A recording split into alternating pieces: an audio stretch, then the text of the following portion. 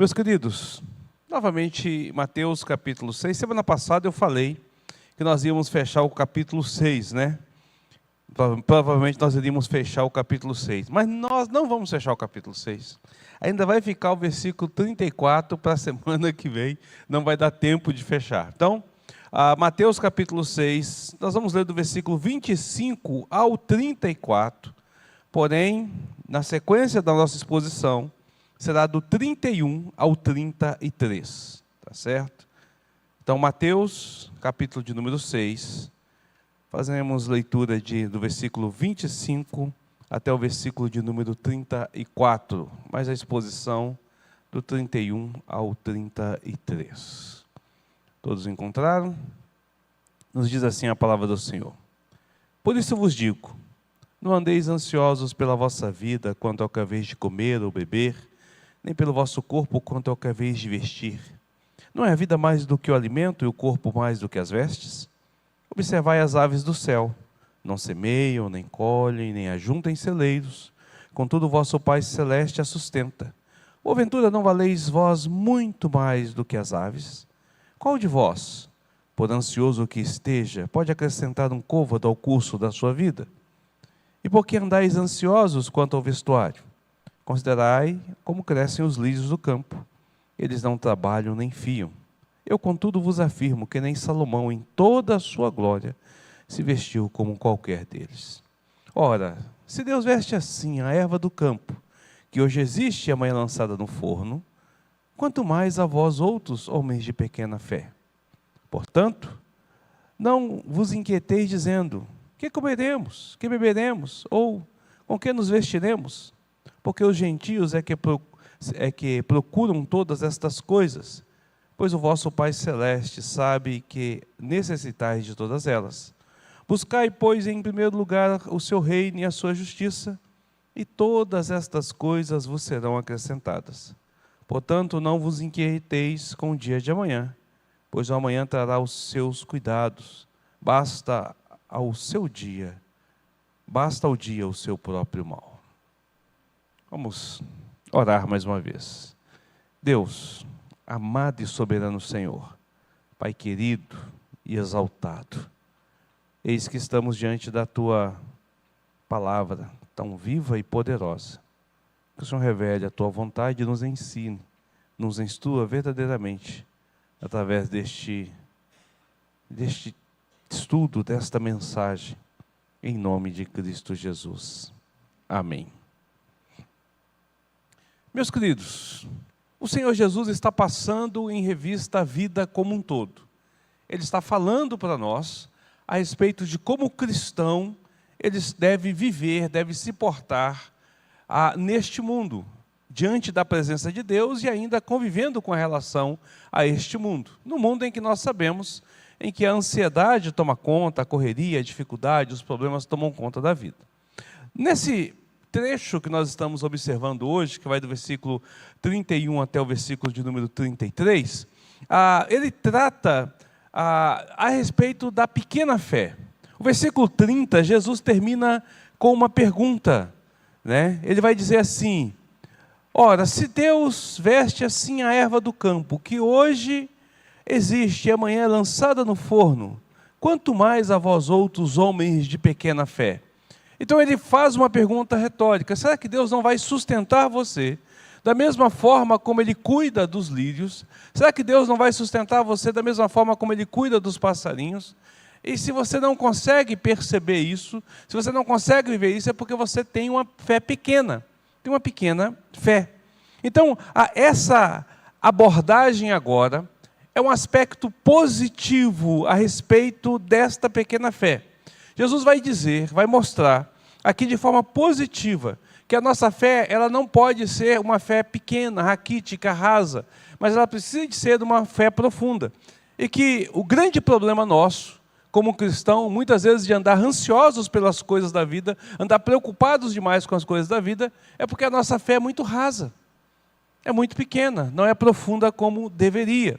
Então aqui o Senhor Jesus ele vai dizer que não basta conhecer o significado da fé, não basta saber o que é fé, mas o que importa é ter uma fé ampla, uma fé grande, uma fé aprofundada, uma fé que está pronta para lidar com o dia a dia, né? Jesus então introduz suas palavras da seguinte maneira, versículo 31.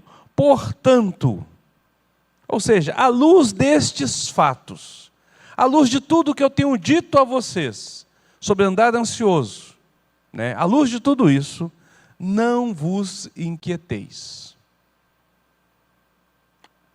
Perceba então que Jesus agora está concluindo aquilo que ele havia colocado. Ele começa fazendo um resumo geral, né, sobre essa questão, depois ele lida com os pormenores, sobre a questão do vestuário, sobre a questão da vestimenta. Agora ele conclui dizendo por que eu e você, nós não podemos andar ansiosos.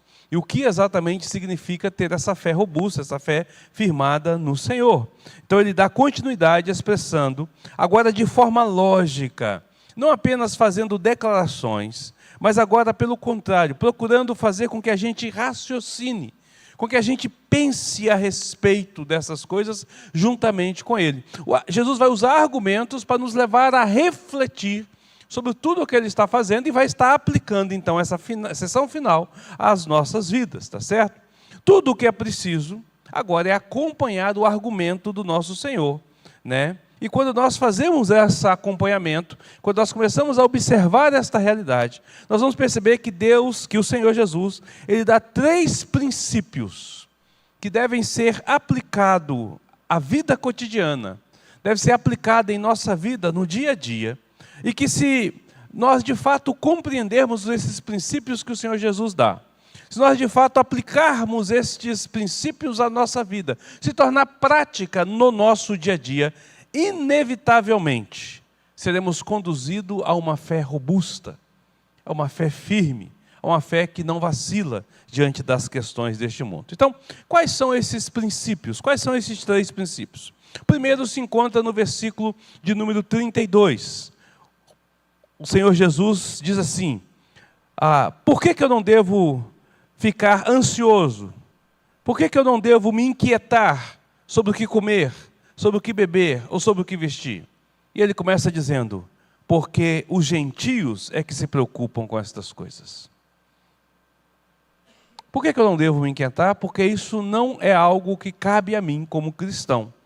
O primeiro argumento, então, está exatamente pelo fato de que nós somos crentes, que nós cremos em Jesus como nosso Salvador.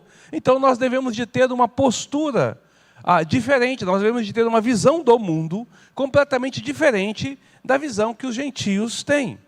Então, ao fazer essa declaração, Jesus está obrigatoriamente nos levando a fazer uma comparação entre o ímpio, o gentio, a pessoa do mundo e aquele que se diz crente, que se diz cristão, que conheceu a Cristo como seu Salvador.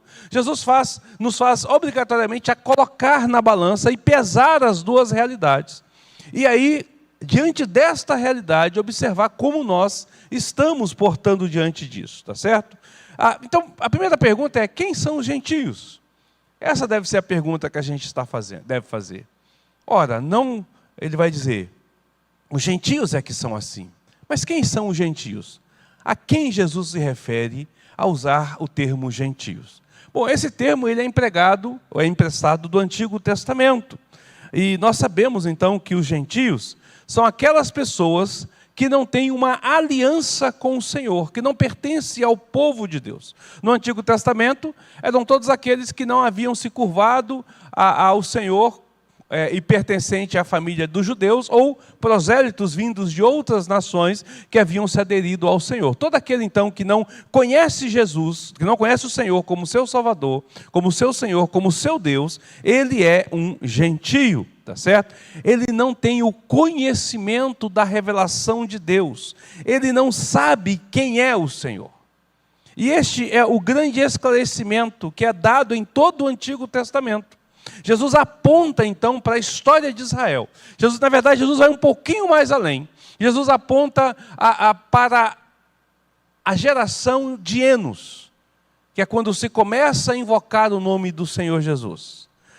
E vai passando então lá por Enos, depois vem o chamado de Abraão, depois vem Isaac, depois vem Jacó, Aí depois o povo está no Egito, aí vem Moisés. Então toda essa trajetória, o Senhor Jesus está nos levando a pensar a partir deste aspecto. Qualquer um que não viveu neste contexto, que não teve um relacionamento com o Senhor e não teve um conhecimento com o Senhor, este é um gentio. Ora, quando nós olhamos para o Antigo Testamento, isso é fácil de perceber. Porque existiam aqueles que adoravam os outros deuses, existiam aqueles que adoravam o Deus de Israel. Muito fácil de perceber. Quando Jesus está caminhando sobre a terra, agora aqui no seu Sermão do Monte, isso já não é tão fácil de perceber. Por quê? Porque Jesus agora está fazendo uma distinção entre judeus e judeus. O Sermão do Monte aponta para uma categoria específica de pessoas. Ainda que houvesse judeus ali na nação de Israel, Jesus está dizendo que nem todos os judeus são de fato crentes. Mas entre os judeus também tem gentios. Observe, por exemplo, quando Jesus, no seu discurso, vira para os escribas e para os fariseus e diz assim: vós sois filhos do diabo. E os fariseus e os escribas dizem assim: como você diz que nós somos filhos do diabo? Nós somos filhos de Abraão, somos descendência de Abraão. E Jesus diz assim: não, vocês são filhos do diabo, porque se vocês fossem filhos de Abraão, vocês teriam crido em mim, porque Abraão me viu e creu em mim. Mas como vocês não creem em mim, vocês são filhos do diabo. E eu digo mais, se Deus quiser, pode levantar desta pedra, dessas pedras que aqui estão, filhos a Abraão. Então ele está falando assim, não adianta você se apegar à sua identidade etimológica. Não adianta você se apegar ao seu conhecimento teológico. Tem algo muito mais profundo para não ser gentio. Então imagine esse discurso agora que Jesus está fazendo. Ele está sentado ao sopé do monte, há uma multidão ao seu derredor, mais próximo estão os seus discípulos, há curiosos, a gente tudo quanto é jeito, a gente gentia ali também, a gente judeu ali também, há escribas, há fariseus, há pessoas simples, há mulheres, há crianças, e Jesus então pega e diz assim, olha, os gentios é que se preocupam com essas coisas, então eles deveriam de olhar para um lado e para o outro e falar assim, mas quem é o gentio? Na concepção de um judeu, seria qualquer pessoa que não fosse judeu. Mas daquele que está acompanhando os discípulos de Jesus, Jesus já havia dito, já havia orientado no capítulo anterior para não se envolver com os ensinos dos fariseus. Ele começa dizendo, vocês ouviram dos antigos, não matarás, não adulterarás, mas eu vos digo, e aí ele vai interpretar de forma clara, deixando claro então, naquele discurso dele, que aquelas pessoas que eram religiosas, necessariamente elas não eram filhas de Deus, elas não eram de fato crentes. Jesus fala para nós. E aqui, queridos, nós também vivemos uma época conturbada. Quem são os verdadeiros crentes e quem são os gentios sobre este mundo? Há tanta gente falando que crê em Jesus como seu Salvador. Há tantas religiões que usam o sobrenome de cristãos. Há tantas igrejas abertas aí que falam que seguem a Cristo. Mas será que seguem a mesmo? Será que todas que estão dizendo isso estão voltadas para o Senhor? Estão apegadas ao Senhor? Então é preciso ter um conhecimento um pouco mais profundo para entender exatamente todo este conceito. Não é o fruto do nosso estudo aqui a estudar as seitas e as heresias, né? Nós já falamos sobre isso no passado. Tem um estudo, inclusive, se você quiser, no YouTube já voltado para isso, que a gente gravou aqui, né, dando aqui na igreja, falando sobre as igrejas, falando sobre os movimentos e explicando o que é uma igreja genuína e o que é uma igreja verdadeira. Mas essa fala de Jesus faz com que eu e você possamos pensar se nós de fato somos filhos de Deus, se nós de fato somos crentes e não gentios. Jesus está confrontando o seu povo para que ele possa avaliar essa questão. Então, todo aquele que está na ignorância, todo aquele que está na escuridão, todo aquele que não tem o conhecimento de Cristo, e não segue a Cristo, ele é considerado um gentio. Ele não é um cristão.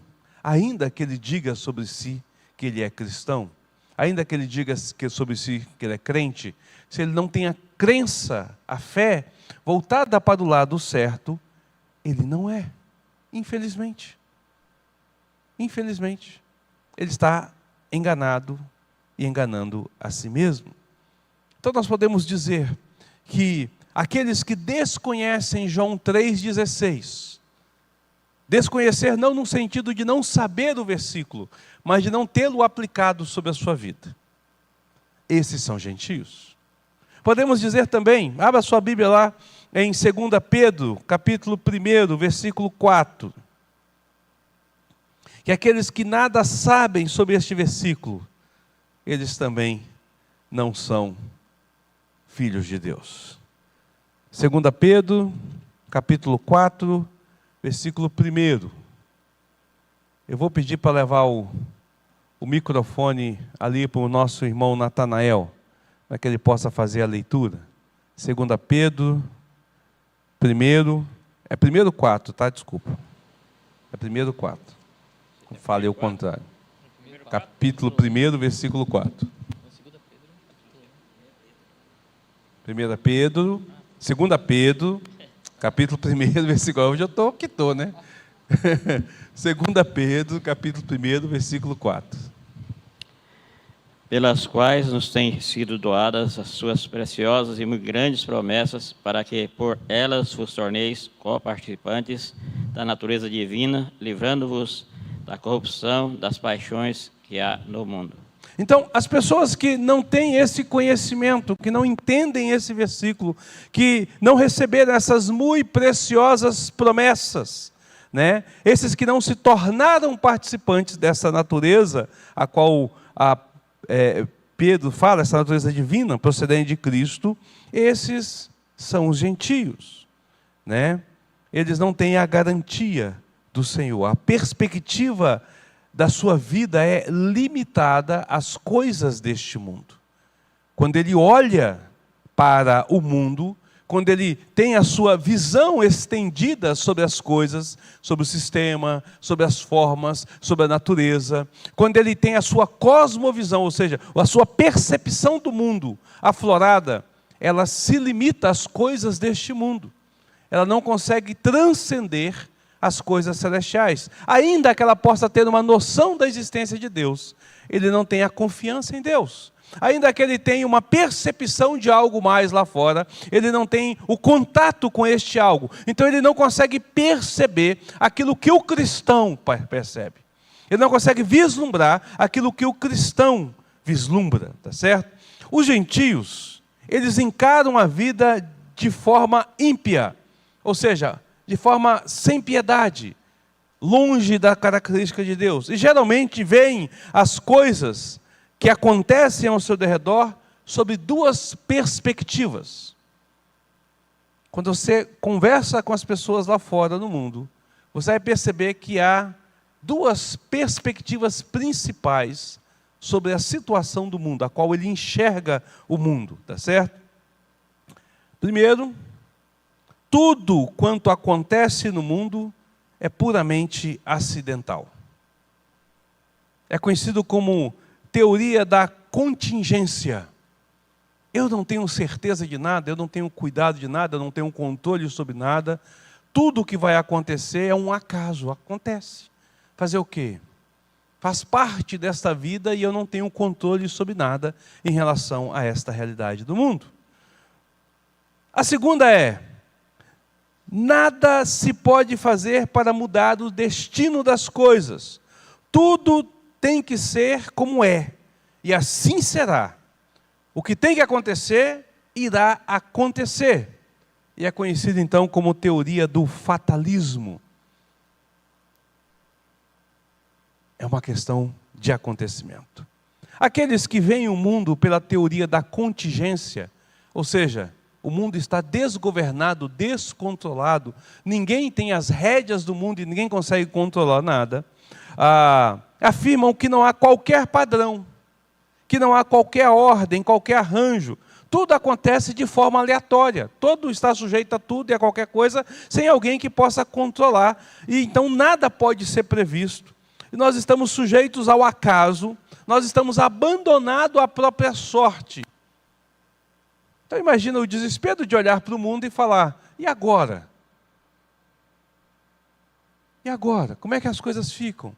Então, essas pessoas têm essa visão. Tal pensamento leva a uma ansiedade, a uma preocupação exacerbada. Você liga o jornal e vê uma notícia sobre um acontecimento, né? Um tempo atrás nós tivemos aí o El Niño, um acontecimento climático. Esses dias está sendo anunciado que a produção de soja no Brasil vai ter uma queda de 20%, baseado na projeção que era para fazer. Né, que alguns fazendeiros estão falando em renegociar a dívida, que vai faltar recursos. Aí quem entende um pouquinho de economia fala assim, poxa, a soja é quem o agro é quem balanceia o nosso PIB, né, a nossa exportação, então vai ficar pior do que já está. Aí a pessoa que tem essa situação, ela fica preocupada. O fazendeiro que está lá está preocupado com a realidade dele. A pessoa que trabalha com agro está preocupado se ele vai receber. E que ele vai dizer, isso aí faz parte da vida, acontece, fazer o quê? Ou ele vai se desesperar e lançar-se à própria sorte. A gente está desgovernado neste mundo. Está arriscado a bater de frente com a carreta a qualquer momento, porque o mundo está completamente desgovernado. Isso gera desespero, isso gera ansiedade. Observe que o Senhor Jesus, então, no versículo 31 diz, por quê? Portanto, não vos inquieteis. Ora, a contingência nos leva à inquietação. O mundo que vive na contingência, no acaso, vai ficar inquieto. Vai ficar desesperado com a situação. Ele não vai ter controle sobre nada e achar que nada tem controle.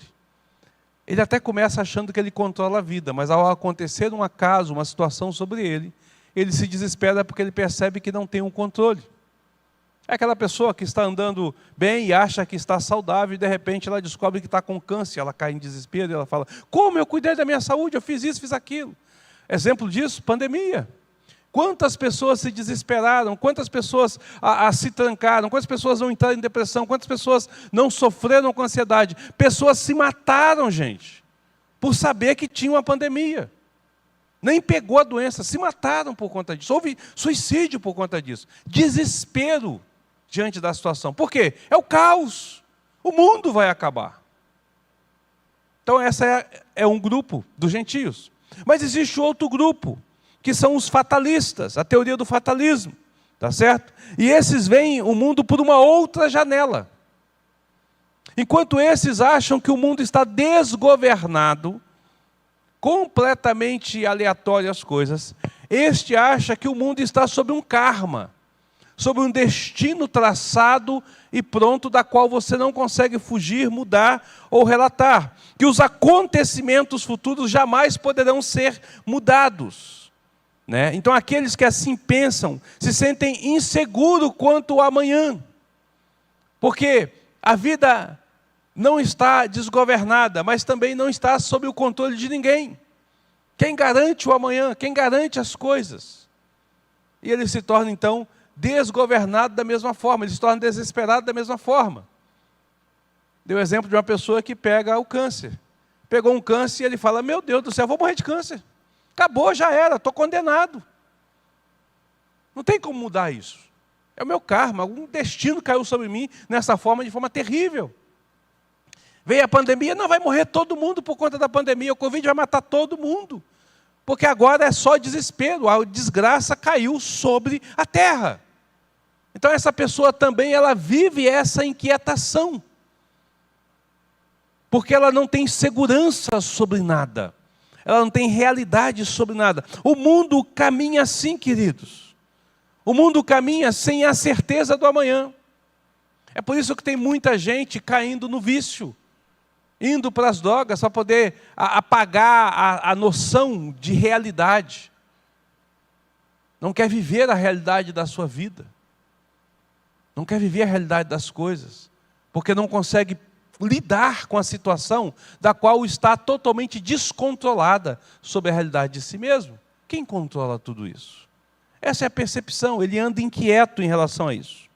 E é bom a gente perceber e conservar esses dois pontos em mente, querido, porque, por incrível que pareça, tem muito cristão adotando um ou outro, ainda que de forma inconsciente, sobre a sua vida. Tem achado e andado da mesma forma. Não tem experimentado. Depois Jesus vai dizer, homens de pequena fé. Por isso que ele vai mostrar que nós precisamos de ter uma fé robusta. Essas coisas que acontecem, elas vêm para fortalecer a nossa fé, através da nossa perspectiva, da nossa visão sobre o mundo. Qual é o ponto de vista, então, do cristão? Qual é a perspectiva que as Sagradas Escrituras nos apresentam? Qual é, nessa altura do sermão, a visão a qual Cristo diz que nós temos que ter? Nós poderíamos chamar, então, de a doutrina da certeza. O cristão deve ter a doutrina da certeza. A vida não está num barco à deriva, sem comandante, que ora está em mares tranquilos e daqui a pouco está em mares revoltos, com o risco de chacoalhar nas pedras, de bater nos montes, de encalhar nos bancos de areia. A vida não está assim, desgovernada. Porque aqueles que têm a teoria da contingência, acham que o barco está desgovernado. E aqueles que têm a teoria do fatalismo também acham que o barco está desgovernado. Porém, a maré guia o barco para direção qualquer. O vento é quem toca. Não está sob o seu controle. Mas o cristão, ele percebe que a vida, ela tem alguém controlando. Nós não estamos em densas trevas. Não há necessidade de caminhar na cegueira. Nós estamos percebendo que o Deus vivo, o Todo-Poderoso, o Senhor Deus, é quem controla a vida, ainda que eu não tenha controle. Mas Ele tem propósitos em seu controle. Ele nos guia. Então, quando nós passamos por uma enfermidade pesada, difícil, complicada, nós dizemos, isso faz parte do plano de Deus para a minha vida. Posso morrer sob essa enfermidade ou não. Confiarei no Senhor, porque minha vida não está restrita a este mundo. A minha empresa pode quebrar ou não, mas eu estou confiando no Senhor, porque Ele é quem cuida de mim. Ele é quem me governa. Ele é quem direciona. Não sou eu que estou no leme do barco, é o Senhor que está. Quer ver um exemplo bíblico da doutrina da certeza? 2 Timóteo, capítulo 1, versículos de número 6 a 12. 2 Timóteo, capítulo 1, versículos de número 6 a 12. Eu vou pedir para o pastor Jean fazer a leitura aqui. Alguém traz o microfone para ele, por favor. 2 Timóteo, capítulo 1, versículos de número 6 a 12.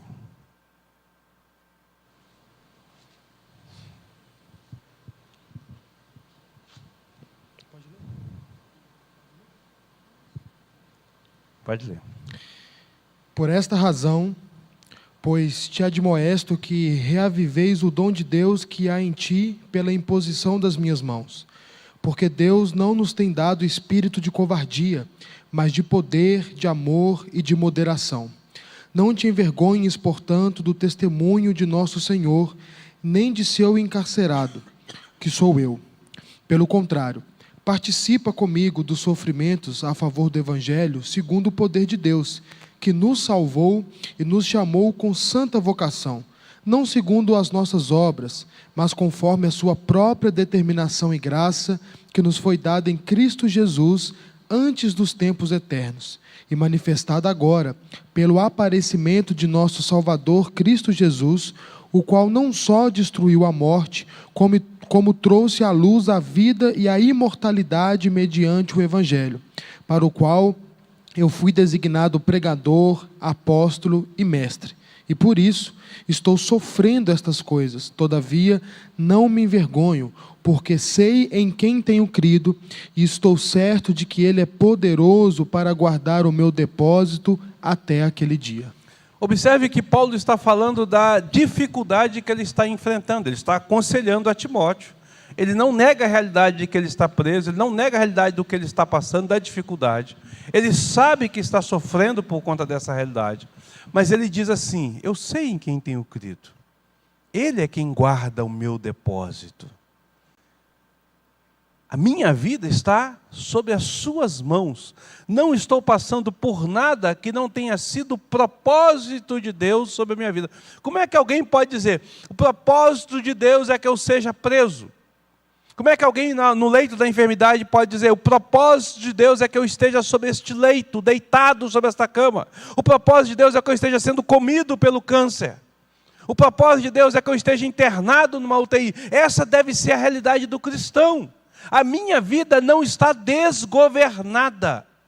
Ainda que neste mundo pareça difícil, complicado, difícil, eu como cristão sei que Deus tem a minha vida sob as suas mãos. Paulo vai dizer, né? E por isso estou sofrendo estas coisas. Por quê? Porque ele foi designado como pregador, apóstolo e mestre. Todavia não me envergonho, porque eu sei em quem tenho crido e estou certo de que Ele é poderoso para guardar o meu depósito até aquele dia. Paulo está passando por essa realidade para que Deus seja glorificado. Está experimentando toda essa situação para que Deus seja glorificado através da sua vida. Nós estamos lendo o que Paulo escreveu há 2000 anos atrás. O que ele viveu, a experiência dele, agora nos fortalece. Traz essa experiência para nós e nos enriquece. E nos firma para caminhar diante do Senhor. Então Jesus vai dizer: você não precisa de estar inquieto sobre a vida. Não há necessidade de você estar inquieto sobre a vida. Isso tem que ter, os gentios, que eles não sabem para onde eles vão.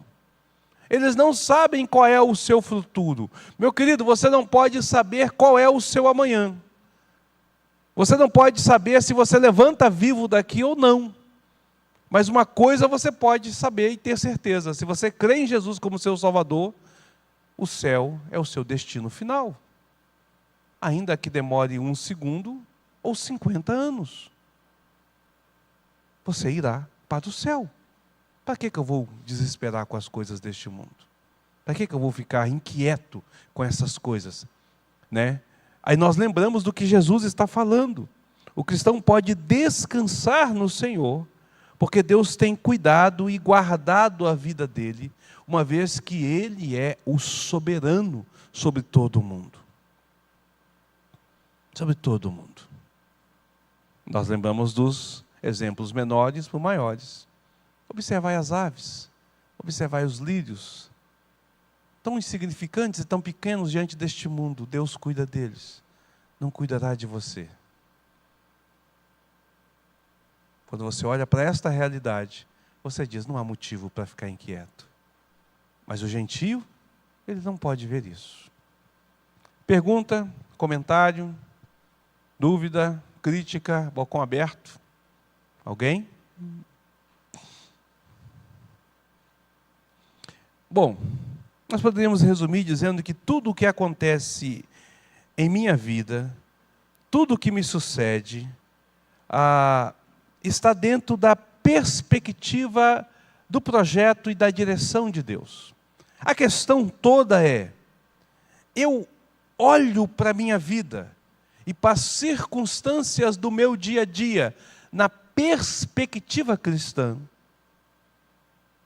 As lutas, as dificuldades que eu enfrento e as vitórias que eu experimento, eu entendo que isso faz parte da minha vida com Cristo. Eu considero à luz do contexto de que Cristo é o meu Senhor, de que Deus é o meu Pai. Se eu faço isso, a inquietação já não tem lugar sobre a minha vida. Mas se eu não faço, aí eu vou ser fatalista ou contingente. Ainda que eu diga: Deus está no controle, mas dizer da boca para fora não resolverá o meu problema. é preciso colocar a visão na direção correta. É preciso perceber que Deus tem cuidado de todas as coisas, para que eu não caia nesse desespero. Os gentios não podem fazer isso. Por quê? Porque eles não recebem a fé cristã.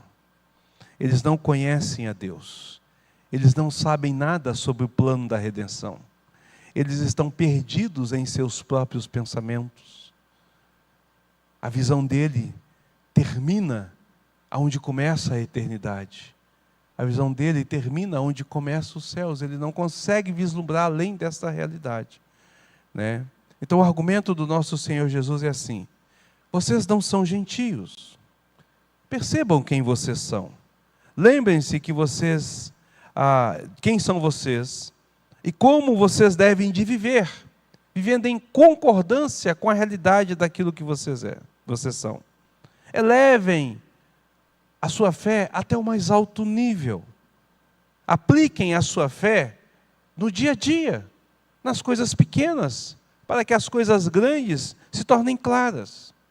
Sempre vivendo, analisando e transformando a sua perspectiva pelo conhecimento e certeza daquilo que vocês têm em relação a Deus e a sua palavra. É isso que ele está dizendo. É isso que ele está dizendo, é isso que ele está apontando. Então, o primeiro argumento, porque os gentios é que procuram todas estas coisas.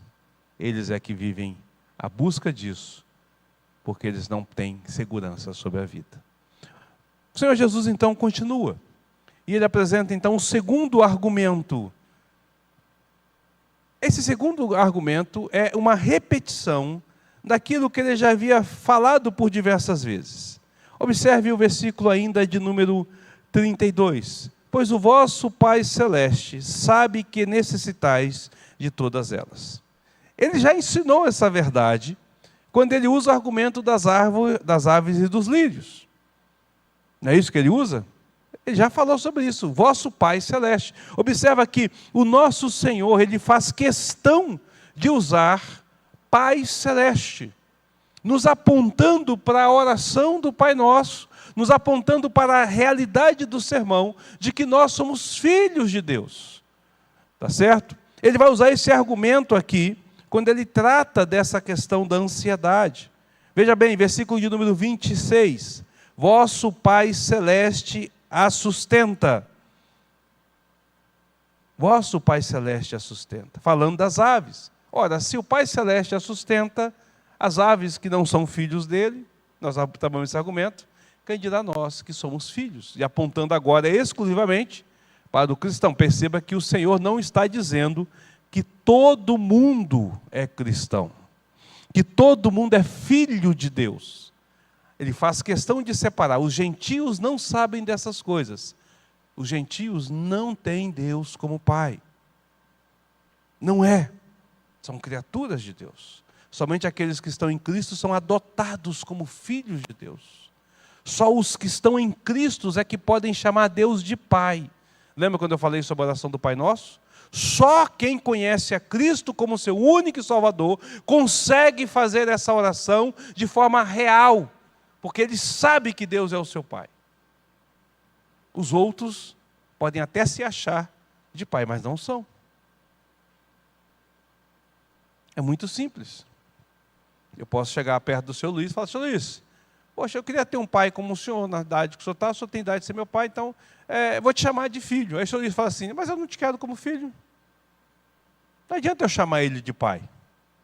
É preciso que ele me adote. Se ele não me adotar, eu nunca serei filho dele, por mais que eu queira. A escolha não está em mim, está nele. Não é isso?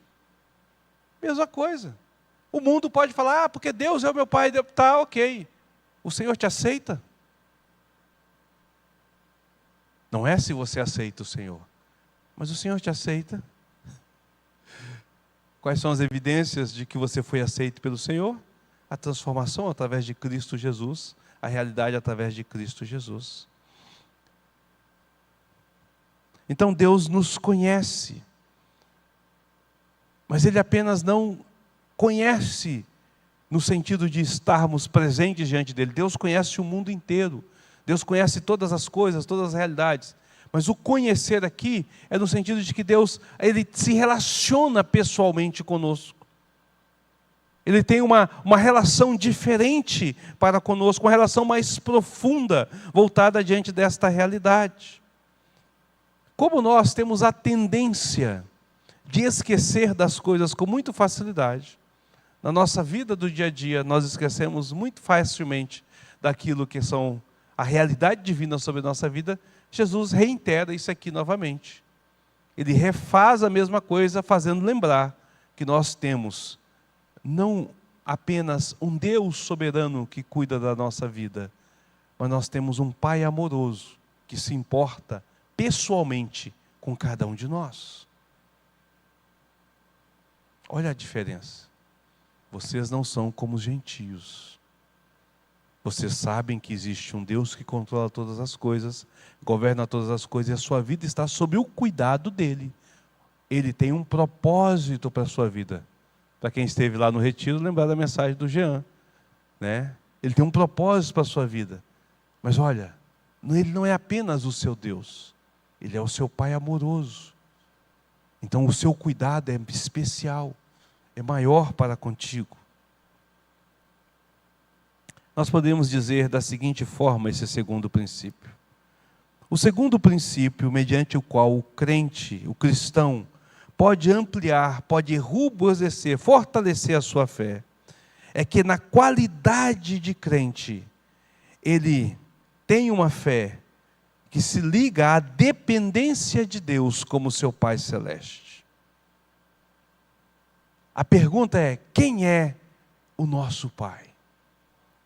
Qual é a aplicação sobre a minha vida de ser chamado filho de Deus? Em que implica tudo isso? Sendo filho de Deus, o Todo-Poderoso não deixará de agir sobre nossas vidas. Ele sabe tudo a nosso respeito. Ele conhece toda a nossa realidade. E Ele nos conduz naquilo que é melhor. Afinal de contas, a Bíblia garante que a vontade de Deus é boa, perfeita e agradável. Essa é a nossa confiança. É vontade do Senhor que passe por essa luta. Foi vontade de Deus que Paulo fosse martirizado. Mas essa vontade é boa, perfeita e agradável. Como? Eis a questão da fé. A minha perspectiva não está sobre esta vida, mas está sobre a eternidade, sobre aquilo que eu vou ter mais à frente com o Senhor Jesus, com o nosso Deus. Pergunta, comentário. Vamos ver algo que nos fortalece em relação a isso e nos tira da ansiedade e da preocupação com as coisas deste mundo? Isaías 49, 15. Isaías 49, 15. Eu vou pedir para a nossa irmã Zumira fazer essa leitura para a gente. Isaías 49, 15.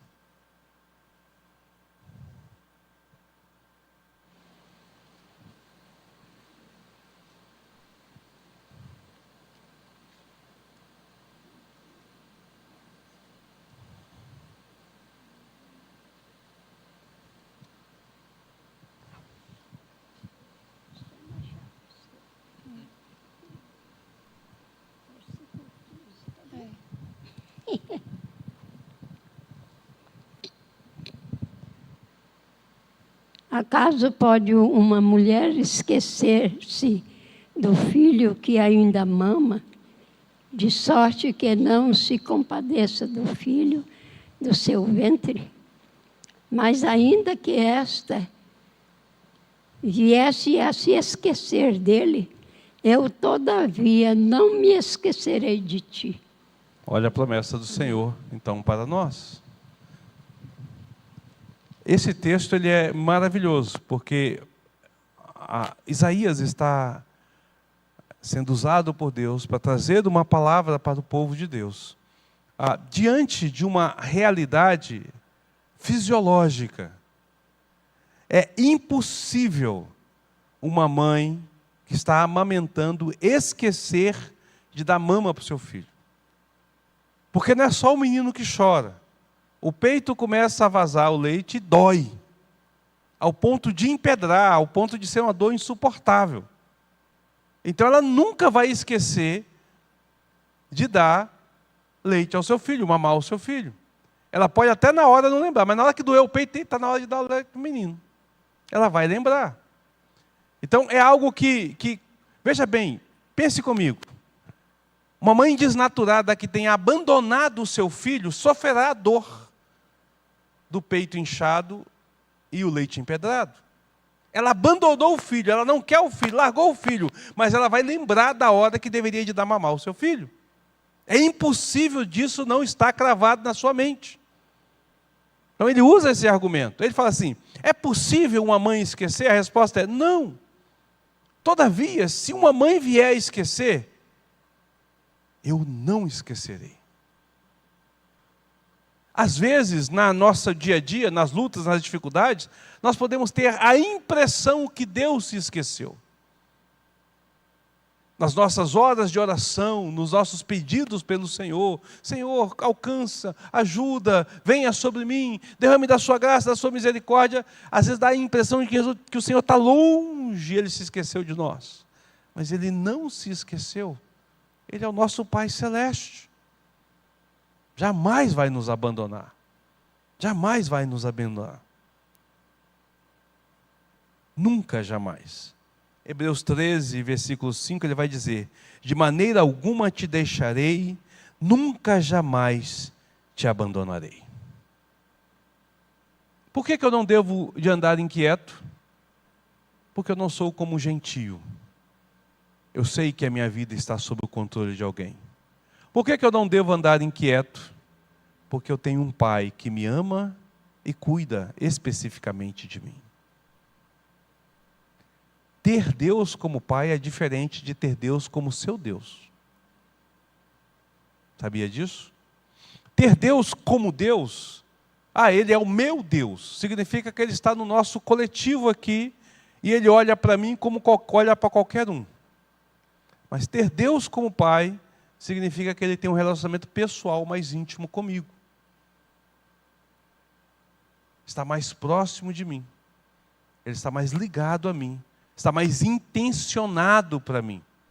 A gente observa isso quando nós olhamos para as religiões pagãs, em que os deuses são deuses sobre a vida das pessoas, onde põe suas regras e põe os seus deveres, põe os seus direitos e impõe sobre eles as suas sanções. Mas Deus derrama sobre nós o seu amor. Querido, não existe religião no mundo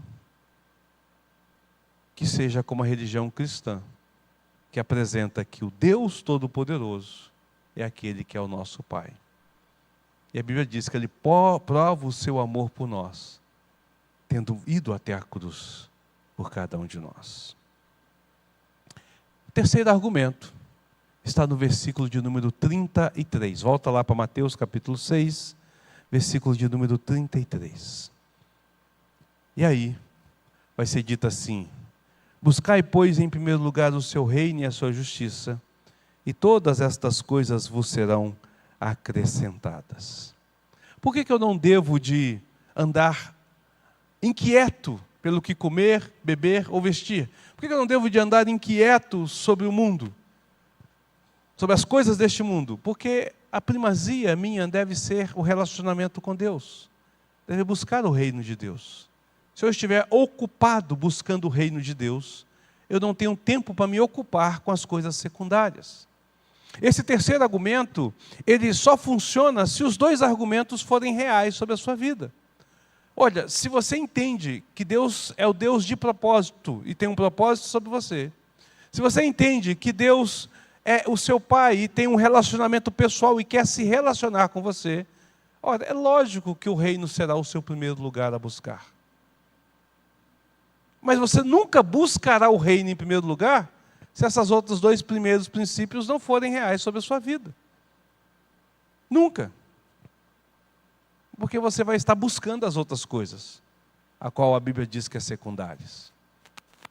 É interessante que Jesus não diz que essas coisas não são importantes. Jesus não disse que não é importante comer, beber ou vestir. Jesus não disse que não é importante cuidar da vida. Jesus não disse que não é importante me preocupar com a casa em que eu moro, em ter uma qualidade de vida, em ter uma roupa que me cubra do frio. Ele não disse que isso não é importante. Isso é importante. Ele só disse que isso não é prioritário. Isso deve estar em segundo plano sobre a minha vida.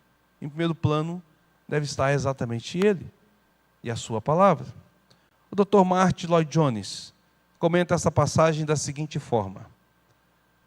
Ele falando: a mim me parece que o Senhor dizia mais ou menos o que segue. Não se preocupem com questões como alimento, bebida e vestiário. Não se preocupem com a vida de vocês neste mundo. Não se preocupem se Deus estiver submetendo você à prova ou não. Em seguida, por assim dizer, ele declara: se ainda assim você quiser se preocupar, então eis com o que você deveria de se preocupar. Preocupe-se com o seu relacionamento com o Pai Celeste. E é nisso que vocês deveriam de concentrar as suas energias. Porque os gentios costumam buscar aquelas outras coisas. E esse mau exemplo está aqui, sendo seguido por muitos de vocês. Mas buscai, pois, o relacionamento com o Pai. É isso que vocês devem de buscar. Observe como Jesus constrói a história, constrói a sua lógica, o seu pensamento. Buscai, pois, em primeiro lugar, o reino de Deus. Significa que comer, beber e vestir é segundo lugar. Ele não diz, buscai exclusivamente o reino de Deus. Mas ele diz, buscai em primeiro lugar. Por quê? Porque ele sabe que nós lidamos com a vida. Não é isso? Precisamos de trabalhar, precisamos de comprar, precisamos de vestir, precisamos de comer. Né? Ele não nos chamou para ficar sentado à luz do sol, olhando para as estrelas, deixando a geada e a chuva cair sobre nós, contemplando nada o tempo todo. Não é isso. Não existe estado de nirvana. Né? Nós devemos de viver a vida. Mas a vida de tal forma com que essas coisas não nos deixem inquietos. São partes normais dessa terra. O que deve me deixar inquieto é o meu relacionamento com Deus.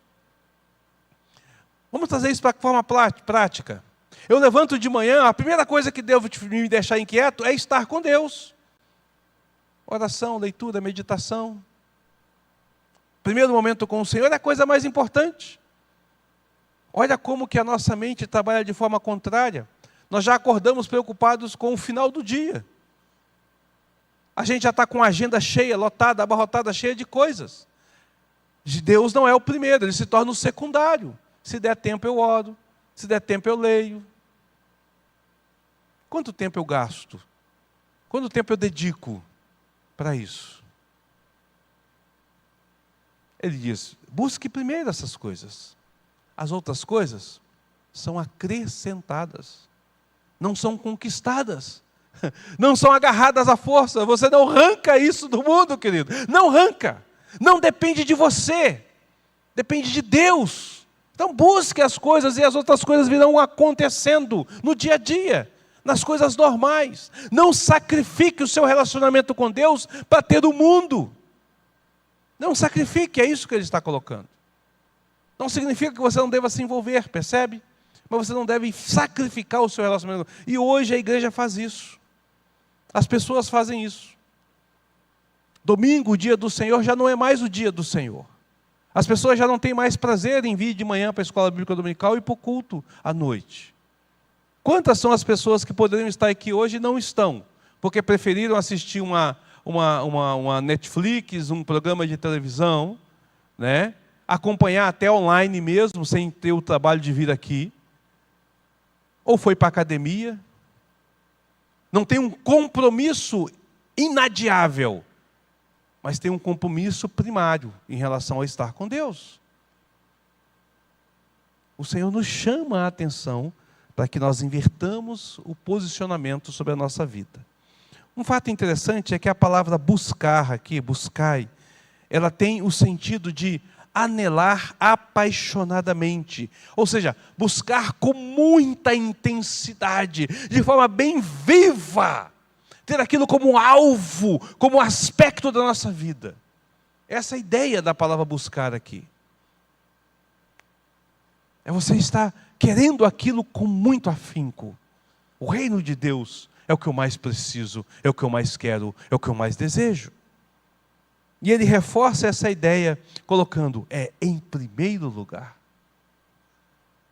É em primeiro lugar. Então a questão é, com o que você está preocupado? Com o que você está inquieto? Você não deveria de estar inquieto com nada. Mas se você está inquieto, que se inquiete com as coisas do reino. Não há motivo. Por quê? Sua vida não está desgovernada. Ainda que você não tenha o controle sobre sua vida. Você sabe se você vai levantar desse banco? Você não sabe. Você sabe se você vai chegar em casa? Você não sabe. Você sabe se no próximo exame que você vai fazer, você não vai descobrir uma doença grave e pesada? Você não tem gente que nem faz, né? Tem gente que evita ir no médico, tem medo de ir no médico só para não saber que descobrir que tem a doença. Você não sabe. Você não sabe o que vai acontecer sobre a sua vida. Mas Deus está no controle de tudo. Ele tem as rédeas da sua vida sob a sua mão. O Hernandes sempre diz isso, né? As rédeas do nosso destino, nós na nossa carruagem, o Senhor está com as rédeas do nosso destino na sua mão. Eu vou um pouquinho mais longe. Eu digo, não apenas a carruagem e as rédeas estão nas mãos do Senhor. Os cavalos são do próprio Senhor. E a estrada é o Senhor que abriu para levar. Ele é quem nos conduz em tudo. Mas isso, só isso já era suficiente. Mas há mais. Eu tenho Ele como meu Pai. Ele me adotou como filho quando eu conheci Cristo como Salvador. De modo com que Ele quer se relacionar e tem uma preocupação pessoal. Veja bem, o Deus Todo-Poderoso, Ele tem uma preocupação pessoal, individualizada, sobre cada um dos seus filhos. Não é assim que o Pai faz? Não era assim, irmã Zumira? Os filhos lá e cada um tem uma preocupação e uma realidade sobre cada um. Não é assim, irmão Luiz? Não é assim, irmão Ismael?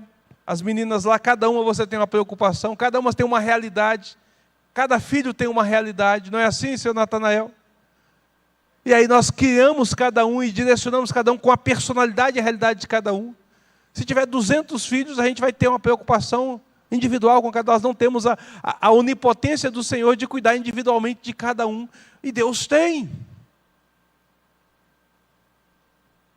Então pense nisso. Ele cuida de cada um individualmente. Ele não está no alto e elevado trono, à distância, mas Ele está presente com o contrito e o abatido. É isso que Isaías vai dizer em 55, versículo 17. Nós não estamos com a vida desgovernadas, nós temos um Pai Celestial. Terceiro, o reino é maravilhoso demais. Eu tenho muito mais o que me preocupar e buscar, porque Deus cuida de mim. Essa é a realidade sobre a minha vida. Tudo isso está em concordância com a oração do Pai Nosso, que Jesus ensina aqui no capítulo 5, no versículos de 9 até o versículo de número 13. Nós nunca deveríamos de começar a nossa oração com: Senhor, o pão de hoje, dai a mim. Nós nunca deveríamos de começar a nossa oração buscando essas coisas que são secundárias. Mas devemos de buscar primeiramente exatamente aquilo que o Senhor diz. Pai nosso que estais nos céus, santificado seja o teu nome. Venha o teu reino, seja feita a tua vontade. Nós deveríamos de começar reconhecendo quem Ele é, pedindo a Ele, agindo Ele, buscando o seu reino. Veja que Jesus ensina na sua oração essa busca. Venha o teu reino, seja feita a tua vontade, assim na terra como no céu. Depois o pão de hoje, me dê ele. Conceda-me a alimentação, a morada e as coisas. A vida deve seguir o fluxo da oração do Pai Nosso. A sua vida deve seguir esse fluxo. A oração não são apenas palavras que você vai estar falando, mas ela é o fluxo da sua vida. O cristão deve de viver isso. Reino de Deus e depois as outras coisas. Reino de Deus e depois as outras coisas. Adoeceu o filho, vai levar para o hospital, tem que levar. Reino de Deus primeiro, busque ao Senhor, ore, agradeça, louve e leve confiante de que Deus está no controle. Adoeceu, busque o Senhor, não se desespere, depois vai atrás do tratamento. Não fique em casa não, porque você vai morrer. Vai atrás do tratamento. Pode ser que Deus queira curar você diante dessa situação. Não tenha medo de enfrentar a vida tendo a perspectiva do reino celestial como a primeira coisa sobre a sua vida.